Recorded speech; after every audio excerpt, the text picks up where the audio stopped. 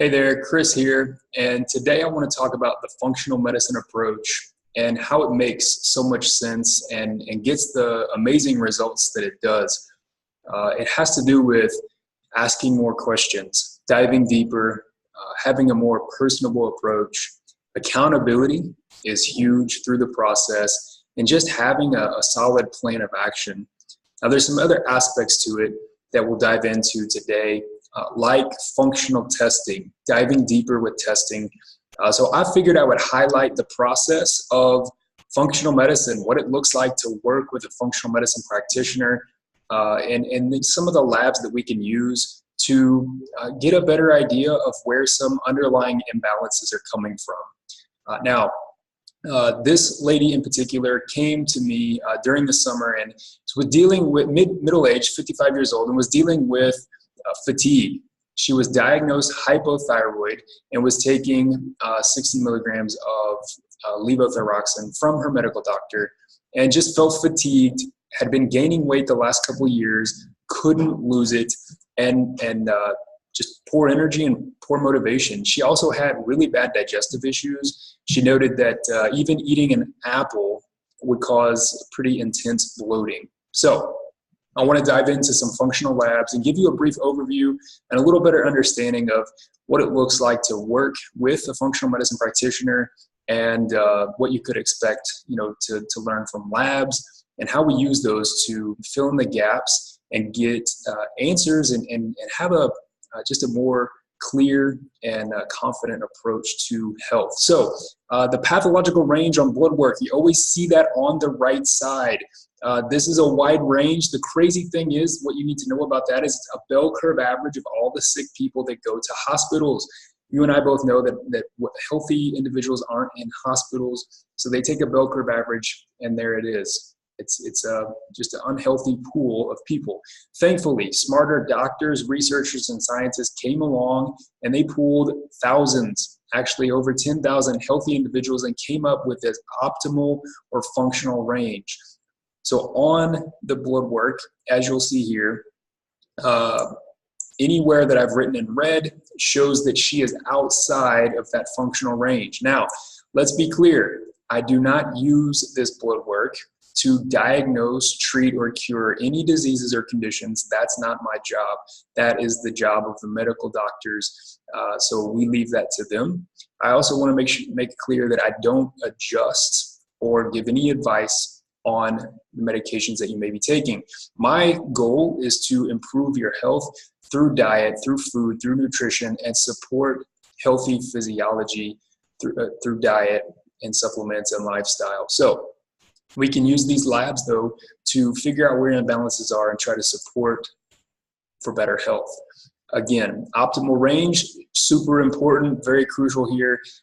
Having these healthier windows that we're looking at. So what we realized by looking at her blood work, I'm not going to go into every single detail, but she had some markers showing poor digestion, possibly low stomach acid. So, you need healthy stomach acid and enzymes to help digest food. That's one of the early processes in digestion. And if that's not working right, you're not gonna digest well. You're gonna have gas and bloating, and it's important to address that. So some more markers here: globulin Ag ratio, both off, again showing poor digestion. So you've probably heard you are what you eat, but that's only partially true. More importantly, you are what you digest. We've got to digest our food well so that we can absorb nutrients. A couple liver enzymes here that were a little bit elevated, showing slight inflammation of the liver. Triglycerides are actually lower than they should be.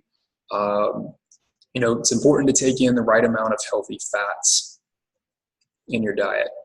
Homocysteine, long story short on this marker, if it's elevated like it is here, almost twice as high, it shows that they're not getting enough or not absorbing enough B complex like B12 and folate. So often I hear, well, doc, I'm taking a B complex vitamin. The problem is not digesting and absorbing it into their body. So homocysteine is a great marker to show how well they're absorbing B12 and folate specifically. We've got some global markers here for kind of low or slow thyroid function. I love this thyroid panel. We get to see all 10 thyroid markers. Doctors typically only see these first two, TSH and T4. We've got 10, including TPO antibodies and thyroglobulin antibodies, which is where we found or discovered that her body is showing an autoimmune reaction to her thyroid. So again, we're not diagnosing, we're not treating it or curing it. There is no cure for an autoimmune condition. You have to manage it naturally. So we absolutely talk about certain foods and nutrition support, supplement support for helping to decrease autoimmune attack on the thyroid. Okay, and then this last page, a couple markers here for just maybe slight dehydration that she's dealing with. And then monocytes were elevated and eosinophils were also elevated. These are types or certain white blood cells that have different jobs and duties, but they basically are part of our immune system that helps keep us healthy. And these are commonly elevated under GI inflammation and even parasites and food sensitivities and or allergies. So this tells me we probably need to look further, take a look at a stool, which thankfully we were able to do. And let me share that screen here.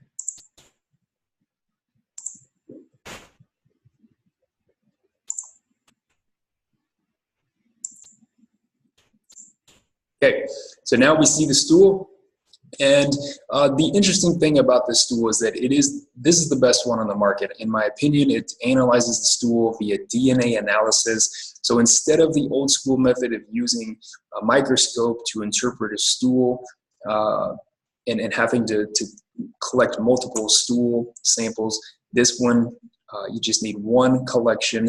It's a very, very accurate process, and it doesn't miss anything. And it's broken down nice and neat. It's categorized nicely. I want to say too, we're all familiar with the Human Genome Project, where they sequenced our genes and learned a lot about human genetics. They also did Human Microbiome Project, where they pooled and sampled thousands of healthy stools and came up with ranges, healthy ranges of bacteria and pathogens in the stool. So what we're looking for here is actually highs or lows. These pathogens and parasites and all these things are naturally found in the gut, but they need to be in proper balance. So actually what we're seeing here is a completely normal result. Parasites, negative. Viral pathogens, negative. H. pylori was the first issue. This is the most common stomach infection. It's a bacterial infection. It can lead to things like ulcers. It just typically causes kind of a nausea, an upset stomach. This is probably why when she ate even a small apple, she would get a bloated, upset, just a kind of a bad feeling in her stomach. So again, it can lead to ulcers. It can lead to even cancers of the stomach as well.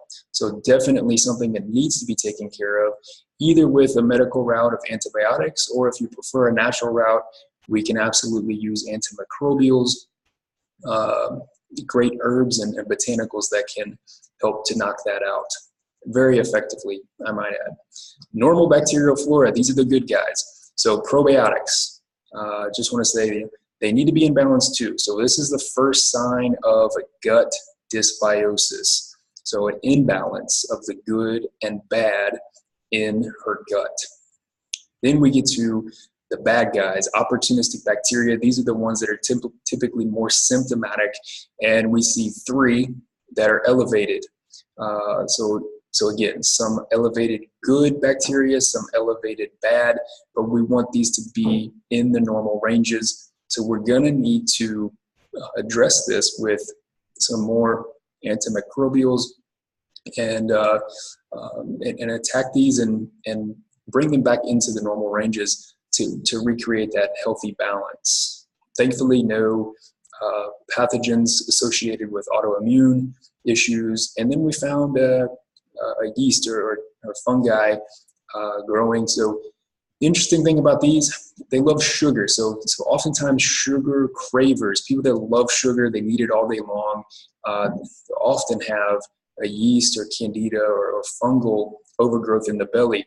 And here's the thing, when you have this, these organisms are very smart. They actually trigger your brain to crave more sugar and want more sugar. So if you always feel like you want sugar, you need sugar, you're drinking sweet tea and having sweets all day long, and you feel like you can't resist that craving, it could be that there's organisms, fungi, yeast, candida in the gut contributing to that craving. So again, there's antifungals, there's herbs and botanicals that can bring this back down to normal and get rid of this so that you don't have those intense cravings or issues anymore. And associated here, fungi, yeast, candida is definitely bloating, gas, sometimes constipation or diarrhea. So you gotta get rid of that. Thankfully, no viruses, parasites, protozoa, none. Thankfully, no worms. And then we get down to intestinal health and some digestive markers. Now, initially digestion here, elastase shows pancreatic function was good. Steatocrit was normal, showing that she's digesting her fats pretty well. And then we get to GI markers, so beta-glucuronidase. When this is elevated, it shows an increase in or difficulty in digesting hormones oftentimes, and just GI imbalances. So the bacterial imbalances or dysbiosis in the good and bad bacteria can cause the body to not detoxify as well. And it won't typically detoxify hormones as well and process them as well, which can lead to hormone imbalances. No blood in the stool. And then we get to immune response. So secretory IgA, immunoglobulin IgA, this is one of the most predominant markers for our immune system, and hers is actually decreased. So not super surprised to find that, given that she has some detoxification issues, she has candida or fungal issue, and then some dysbiosis along with the H. pylori bacterial infection. Her immune system it's probably been dealing with this for a while, and it's just bogged down. So we need some immune support. We need to support our immune system, support the lining of the gut. Some L-glutamine, zinc, those are a couple good ones, but there's also some other things that need to be done. And I will say with calprotectin being high, this is the gold standard for gut inflammation. It's 58 here. We often think, what can we add to our diet to fix us? Most importantly, for people that I work with, is removing the bad, removing the stress in life, removing the bad habits in life, removing the bad foods. This is the most important thing and what's going to get longer lasting results. So I'm happy to say that we addressed some of these things. We addressed all of them really with healthy nutrition, healthy diet, healthy lifestyle, and just really overall, just painted a clear picture of what she needs to do, and then use supplements to address some of these things and rebalance the body, rebalance the physiology. That's what it was all about. She lost 13 pounds in 3 months. She has no more bloating, so she was really pumped about that. Her digestion is back to normal, and her energy. She went from drinking 5 or 6 cups of coffee a day before to having much better lasting energy throughout the day and only drinking 1 cup in the morning. So I see that all the time. People are nervous, they're apprehensive about reducing coffee. They think they need it to thrive, or they just won't get anything done. But when you address your health, you decrease inflammation and address these underlying issues, your energy will be better, no question. So I hope this paints a little clearer picture as to how the functional medicine process thinks and works and addresses underlying issues. If you're interested, or if you think this approach may benefit you or somebody you know, please like this video, share it, tag somebody that you think could benefit from this, and appreciate you watching. Have a great day.